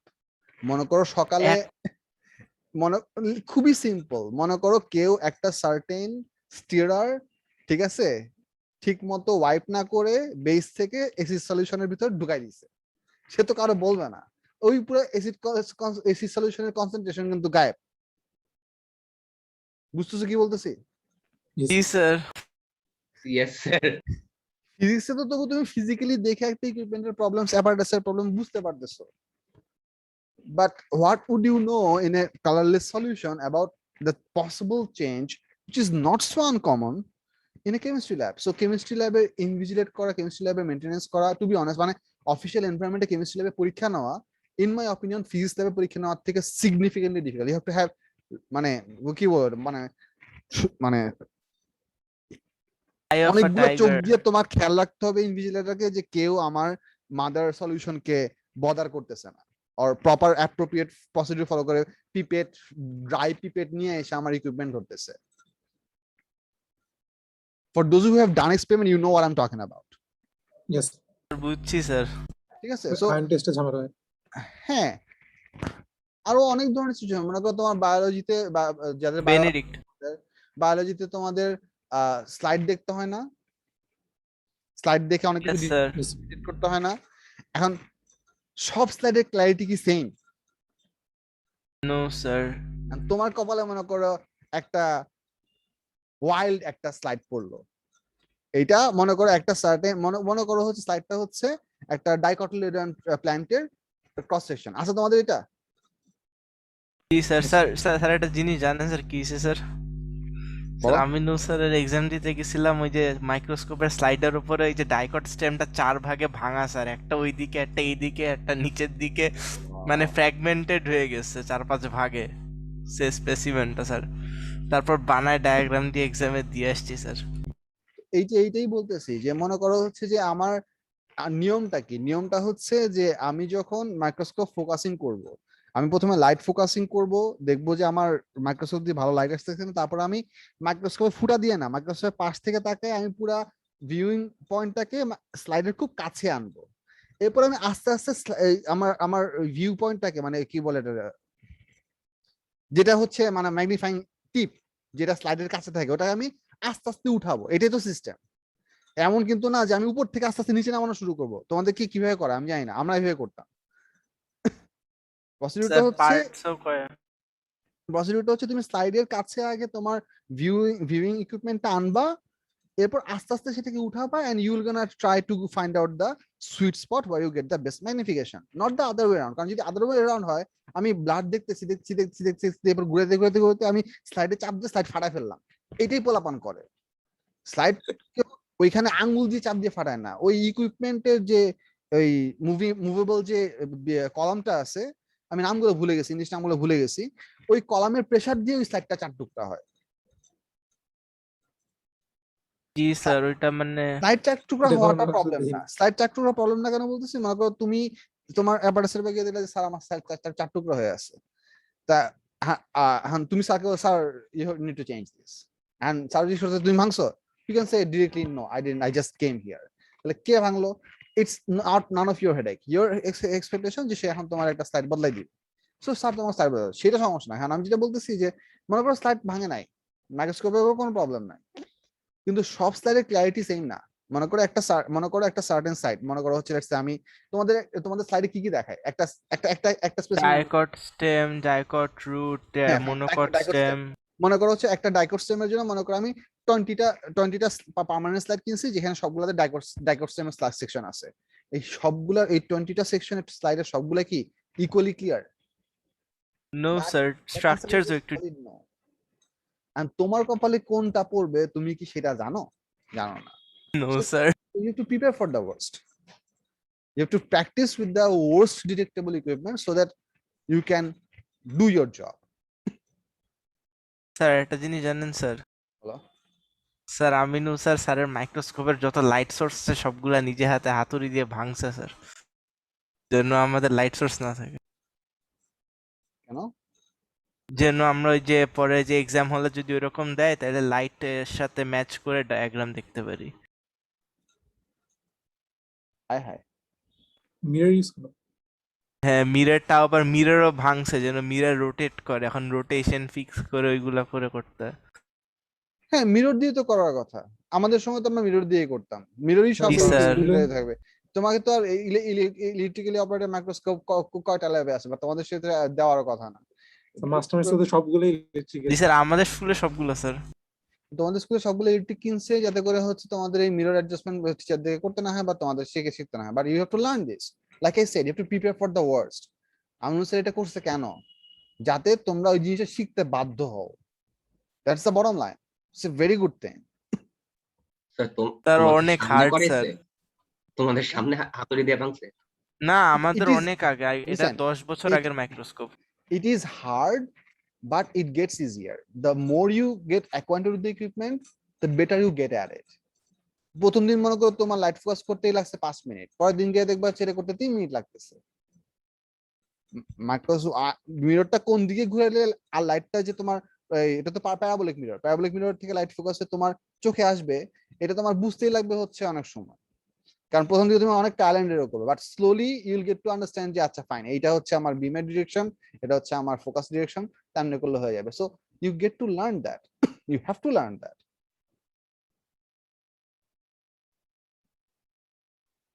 স্যার আচ্ছা, আমার স্যার। প্রথম দিন 30 মিনিট লাগছিল। You get my point. জি স্যার। হ্যাঁ, স্যার। মুনাম বলো। এবার নাকি ফেব্রুয়ারিতে কি রিলিজ করবে ক্যামব্রিজ, আর আমাদের থ্রেশহোল্ড নাকি অনেক লো হবে শুনলাম। কে বলছে? আমার কেমিস্ট্রি স্যার বললো এরকম কিছু, যে ক্যামব্রিজ নাকি আর জানে ওরা যে অফিসিয়ালি বলছে স্যার ওদের ওয়েবসাইটে স্যার, কি বলছে? স্যার যে এবার নাকি থ্রেশহোল্ড 2019 এর থেকে লাইক কমিয়ে দিবে, মানে গ্রেড থ্রেশহোল্ড, মানে যেন বেশি স্টুডেন্টরা মার্কস পায়, বাট 2020 এর মতো যেন গ্রেড ইনফ্লেশন না হয়, ওইরকম কিছু একটা করবে। What? G G sir, chemistry. ফেব্রুয়ারিতে জয়গুলা টপিক থেকে কোয়েশ্চেন আসবে ওইগুলো বলে দিবে। হ্যাঁ স্যার, এটা বলছে, কারণ ক্যামব্রিজ নাকি জানে যে স্টুডেন্টদের অবস্থা কি, as far as I heard. Well, physical জিজ্ঞাসা করলাম। হবে না sir? that is all the point, that is all the point where the scaling is there. I'm gonna do a standard question, all the kids are gonna perform in a standard way, and I'm gonna do an overall scaling and give my marks on that. Scaling করলে কি তোমাদের মনে হয় যে পুরো গ্রেডটাকে uniformly change করে? না, it's a very Taylor made situation. আমি যদি একটা সার্টেন গ্রুপ, আমি যদি 2 মিলিয়ন স্টুডেন্টের নাম্বার স্কেলিং করি, it's very much possible very much possible যে আমার 91 এ স্টার হইছে, ওইদিকে আমার 86 এ হইতে পারে, হইতেই পারে। I have to pull the boundaries in such a way so that my statistical average matches with my previous year's record. That's what scaling is all about. It is a very flexible thing. So scale, if they are gonna go for scaling, I believe can be said that so the kids would study and not lose their heart. That's my best guess. If they have said that, I didn't know that they said it. I'm just learning it from you, but they have a standardized equipment to handle exactly this kind of situations. Sir আরেকটা জিনিস জানেন, আমাদের যেমন পেপারে formula দেওয়া থাকে না, like পেপারে, হুম। এবার P1 এর 2021 এর যে P1 ছিল, P1 এর ফর্মুলা দেওয়া ছিল না। এখন আমার স্যার বললো এখন নাকি ফর্মুলা না দেওয়া থাকতে পারে এখন থেকে। তাহলে তো গেলাম কট। ফর্মুলা তো মুখস্থ এমনি তো করে যাবে। Formula তো এমনিতে মুখস্থ করতে হয়। Well, there are some very few formula that that the formula sheet can actually help. Well, I'm not gonna lie, it sometimes actually help. But তোমাকে ফর্মুলা শিট না দিলে তোমার তো কনস্ট্যান্টের শিট দেওয়াই লাগবে। ঠিক আছে, আমি বুঝলাম তোমার ফর্মুলা শিট না দিলে, কিন্তু ফর্মুলা শিটে উল্টা বেশি যে কনস্ট্যান্ট গুলো ভ্যালু দেওয়া থাকে, ওই কনস্ট্যান্ট গুলো ভ্যালু তোমার তো দেওয়া থাকতে হবে। কনস্ট্যান্ট গুলো ভ্যালু না দেওয়া তুমি কি সব কনস্ট্যান্টের নিউমেরিক্যাল ভ্যালু মুখস্থ করবে নাকি? মাথা খারাপ। আচ্ছা স্যার, আমাদের ক্লাস 9:30 পর্যন্ত না? ক্লাস 9? ক্লাস 9:30 পর্যন্ত না? হ্যাঁ, আমি ওই জন্যই তো আমি ল্যাব নিয়ে হাউমা করতেছি, কারণ আমার প্র্যাকটিক্যালি পড়ানো শেষ। ও স্যার, আমার ক্লাস শেষ স্যার। হ্যাঁ, you can leave, no problem. ওই আচ্ছা জিনিসটা স্যার, তোমাকে আরেকটা বললাম একটু যে রিকোয়েস্ট। তোমরা যে ল্যাব করতেছো, ল্যাবগুলো করার সময় এই জিনিসটা একটু খেয়াল করো। মানে ইটস নট ইম্পর্টেন্ট যে আমি একটা সার্টেন এক্সপেরিমেন্টে খুব ভালো করে লিখলাম, সার্টেন এক্সপেরিমেন্টে আনসার মিললো, মার্কস ম্যাচ হয়েছে, আমি অনেক ভালো শিখে ফেলছি। There is no such thing like this. You need to understand how an equipment works, and you need to know the proper precaution and handling way of a certain equipment, and also if it's for chemistry, reagents. ঠিক আছে, this is the important bit. আমি যখন bullet দিয়ে আমার titration করব, আমার ড্রপের size কত বড় সেটার উপর ডিপেন্ড করবে যে আমি এক্সাক্ট টাইট্রেশন পয়েন্ট মেজার করতে পারছি কিনা। সো তুমি ওই ড্রপের সাইজ কিভাবে কন্ট্রোল করবা, মানে তুমি কি যদি একটু একটু একটু একটু করে ছাড়ো, ওই ওয়াটারের ভিসকসিটি সারফেস টেনশনের জন্য লাস্টের ড্রপটা হবে এত বড়, আপেলের সমান বড় হবে। বুঝতেছো কি বলতেছি? জি স্যার। সো আচ্ছা তুমি স্যার, তোমার যেটা লাস্টের করতে কত হবে যে স্যার? তোমাকে একটা খুব থিন একটা স্ট্রিম মেনটেন করতে হবে, এবং পারফেক্ট টাইমে স্টিমটা অফ করে দিতে হবে। তুমি যদি এক ড্রপ করে ছাড়ো, তোমার লাস্টের ড্রপটা এত বড় একটা ড্রপ হবে, so you gonna totally mess up your calculation. সো এই জিনিসগুলো বুঝতে হবে, এই জিনিসগুলো জানতে হবে, নাইলে তোমরা প্রপার এক্সপেরিমেন্ট করতে পারবা না। মানে করতে পারবা, ভুল হবে, এই হচ্ছে কথা আর কি। স্যার একটা প্রবলেম স্যার, আমি যে ফিজিক্স ল্যাব করি না স্যার, যতবারই গ্রাফেরটা হয় স্যার ততবারই স্যার মানে শেষ করতে পারি না স্যার। এটা পরে কি করবো sir?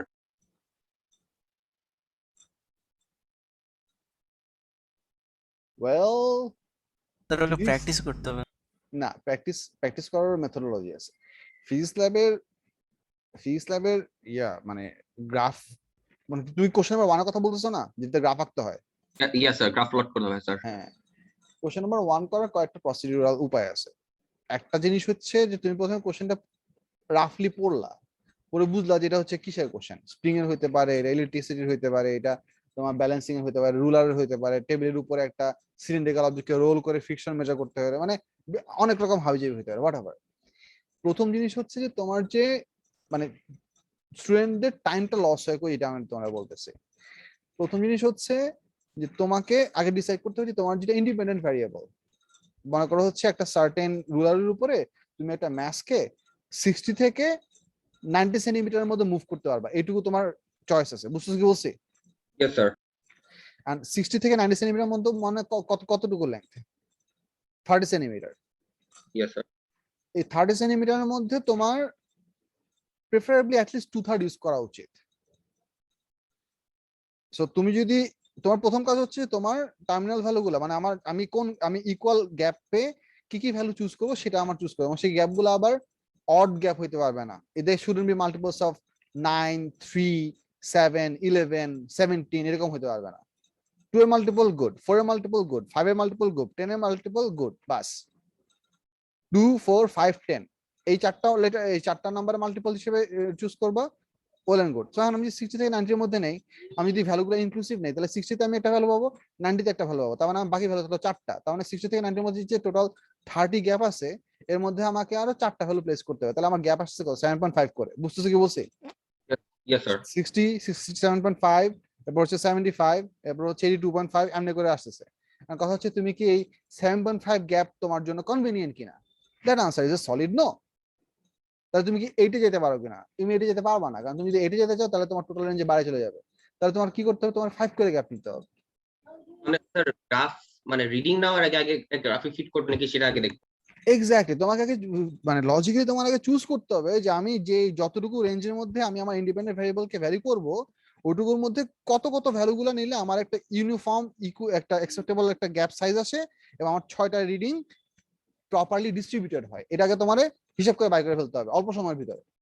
Once you have that variable, যে তুমি তোমার ইন্ডিপেন্ডেন্ট ভ্যারিয়েবল গুলো সব মার্ক করে লিখে ফেললা, এটা হচ্ছে একটা জিনিস। 2 নম্বর হচ্ছে ফার্স্ট রিডিংটা সময় নিয়ে নিতে হবে।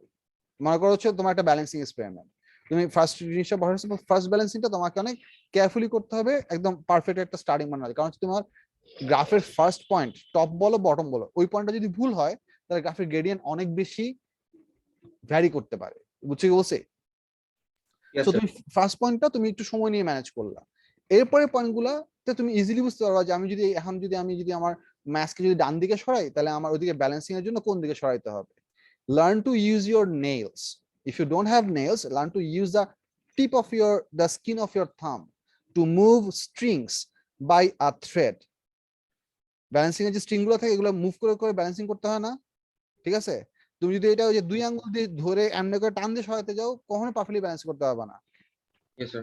রুলারটাকে এক হাতে ধরে থাম দিয়ে একটু একটু করে স্ট্রিং সরানোর প্র্যাকটিস করতে হবে, so that you can get the sweet spot pretty fast.